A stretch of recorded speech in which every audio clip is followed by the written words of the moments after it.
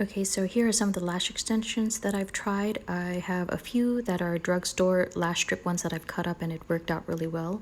Like these Ardell 151s. These can only be ordered online or found in a beauty supply store because you can't find these anywhere in the drugstores around my area anyway. So I am really loving these so far. I've tried quite a few different lash strips that I've cut up, and these are like my favorite by far because the hairs are very fine, they're tapered, they're wispy, they're light, they're kind of feathery like, still obviously I don't know, it makes my lashes look long, plentiful enough anyway, not too much. The only thing is that the bands are clear. They're not too thick either, so that's really good, but it can be covered up with Wet n Wild waterproof, and since Kiss USA came up with overnighter, that works out well as well. Now we're going to try the 172s by Ardell, and these are a little bit shorter. They're more multi-dimensional, they're much darker, but the hairs are not tapered, but they're nice as well. You can't really see the clear lash bands because there's a lot more fibers within the band.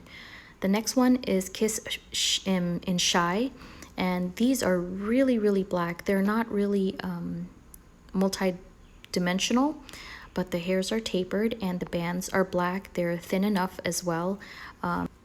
They're just not thin enough to stack. I don't like stacking my lashes anyway, because with these on they look pretty obvious in person. So these 03s, these are really nice too. I wish these were tapered, but they're not. And if these had a nice and thin black bands like the Shy, it would be perfect. Okay, the next one is Lilac Street and Doe. I picked the 10mm ones based on the distance between my lash line to my brows, and these are also really nice. They're similar to Ardell's 110s and the Kiss USA's 03. It's just that it's already cut up for you. So this next one is Lashify. The Lashify. It has everything that I'm looking for in lash extensions. It's just that it's like $20 to $25, but they do have like 12 clusters altogether. I'm thinking about it.